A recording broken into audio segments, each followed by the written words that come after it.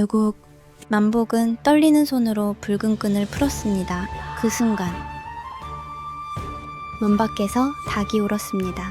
동시에 상자 뚜껑이 스스로 열렸습니다. 안에는 금도, 쌀도, 약도 없었습니다. 새까만 머리카락이 가득 들어 있었습니다. 만복이 끝내 열어버린 그 상자. 그 안에서는 대체 무엇이 튀어나왔을까요? 장대비가 퍼붓던 늦가을 밤이었습니다. 산 아래 작은 주막에는 젖은 집 냄새와 막걸리 냄새가 뒤섞여 떠돌고 있었습니다. 사내들은 하나둘 몸을 녹이며 술잔을 기울였지만 구석에 앉은 한 사내만은 말없이 창밖만 바라보고 있었습니다. 사내의 이름은 만복. 원래는 제법 큰 논을 가진 농사꾼이었지만 몇 해째 이어진 흉년으로 모든 걸 잃었습니다. 아픈 아내는 누운 지 오래였고 어린 딸은 며칠째 죽 한 숟갈 제대로 먹지 못했습니다. 그날도 만복은 마지막 남은 볏짚을 팔러 읍내에 갔다 돌아오는 길이었습니다. 하지만 값을 제대로 받지 못했습니다. 빈손이나 다름없었습니다. 주막 주인이 조심스럽게 물었습니다. 만복이 얼굴이 흑빛이구먼. 괜찮습니다. 하지만 괜찮을 리 없었습니다. 그때였습니다. 술에 취한 늙은 나그네 하나가 만복 쪽으로 몸을 기울이며 낮게 속삭였습니다. 좀 급하면 밤 장터에 가보게. 순간 주막 안이 조용해졌습니다. 만복이 눈살을 찌푸렸습니다. 밤장터요? 그래 산 넘어 패절터 가는 길. 그런 데가 어디 있습니까? 살아있는 사람은 잘 안 가지. 늙은이는 피식 웃었습니다. 하지만 거긴 돈 없는 사람도 원하는 걸 살 수 있어. 순간 바람이 문틈으로 스며들며 등불이 흔들렸습니다. 늙은이는 떨리는 손으로 만복 앞에 엽전 하나를 내려놓았습니다.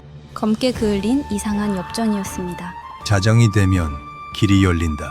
절대 이름을 먼저 말하지 말고 무슨 일이 있어도 닭 울기 전에 돌아와. 만복은 처음엔 믿지 않았습니다. 하지만 집에 돌아왔을 때 숨도 제대로 못 쉬는 아내와 배를 움켜쥔 채 잠든 딸을 보자 결국 그는 다시 밖으로 나섰습니다. 비는 더 거세졌고 산길은 캄캄했습니다. 한참을 걷자 안개 너머로 붉은 등이 하나둘 떠오르기 시작했습니다. 분명 패절터라 들었는데 그곳엔 거대한 장터가 열려 있었습니다. 사람들이 가득했습니다. 아니, 사람처럼 보였습니다. 검은 갓을 눌러쓴 장사꾼들, 얼굴이 보이지 않는 손님들. 하지만 이상했습니다. 누구도 웃지 않았습니다. 누구도 서로를 똑바로 보지 않았습니다. 만복은 침을 삼켰습니다. 그때 한 노파가 그를 불렀습니다. 무얼 찾나? 노파의 목소리는 마치 젖은 종이 긁는 소리 같았습니다. 만복은 떨리는 목소리로 말했습니다.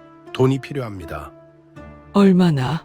아내 약값과 아이 먹일 쌀만 있으면 됩니다. 노파가 빙긋 웃었습니다. 그녀는 낡은 나무 상자를 꺼냈습니다.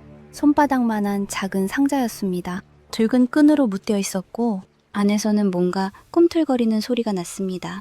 이걸 가져가서 열어보면 내가 원하는 것이 나온다.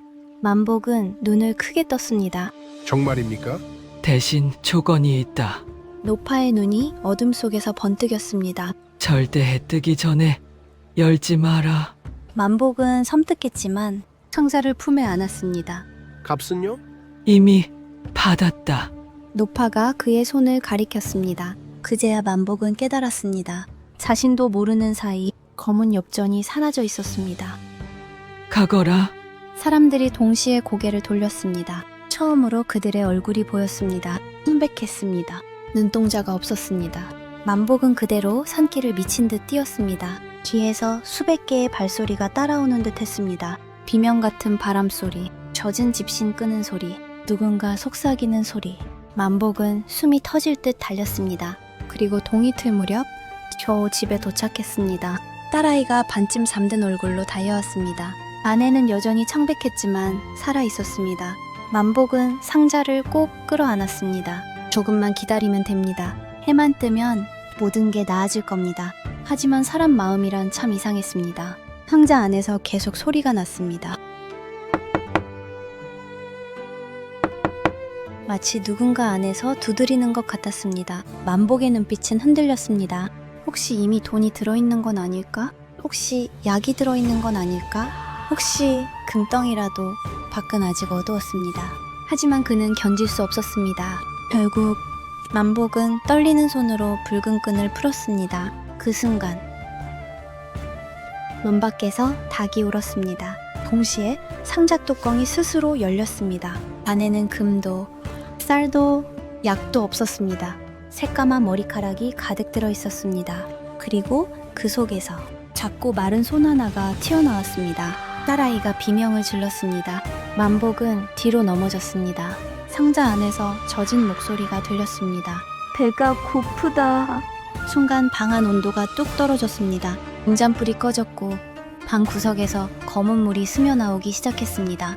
머리카락은 살아있는 것처럼 꿈틀거리며 방바닥을 기어갔습니다. 아내가 떨리는 목소리로 외쳤습니다. 닫아요! 어서 닫아요! 하지만 이미 늦었습니다. 상자 안에서 뭔가 천천히 기어나오고 있었습니다. 사람 같기도 아이 같기도 한 그것은 눈이 있어야 할 자리에 검은 구멍만 뚫려 있었습니다. 그리고 이상하게도 그것은 만복을 보고 울고 있었습니다. 만복은 공포에 질려 상자를 닫으려 했지만 머리카락이 손목을 휘감았습니다. 그때였습니다. 딸아이가 떨리는 손으로 작은 주먹밥 하나를 그것 앞에 내밀었습니다.